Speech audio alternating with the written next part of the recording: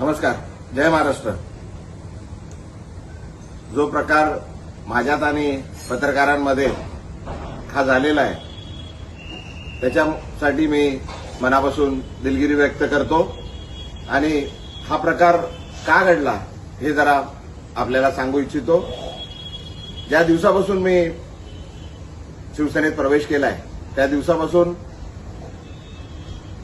एकदम वाईट शब्दात आणि शिव्यागाळ करून मला जे अपमान करत होते तरी पण मी सर्व अपमान सहन केले.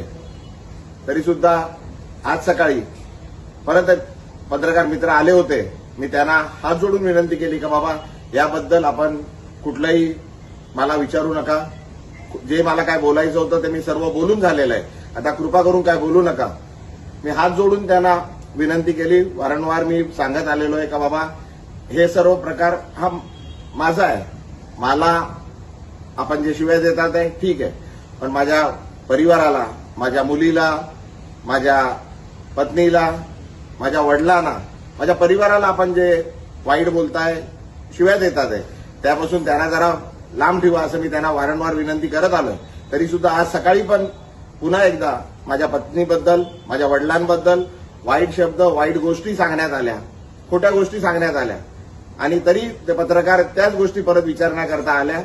माझ्याकडून त्यांना विनंती करण्यात आली पण त्यांनी न थांबता ते चालू राहिलं. त्याच्यात जरा वाद जरा जास्त झाला.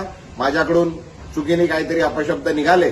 मी त्याकरता पुन्हा एकदा त्या पत्रकारांची आणि पूर्ण पत्रकार समूहाची मनापासून दिलगिरी व्यक्त करतो आणि हे का होतंय हे आम्ही आपल्याला सांगितलंय. कृपा करून आपण मी जे केलंय, मी जे प्रवेश केलाय त्याच्यासाठी ठीक आहे.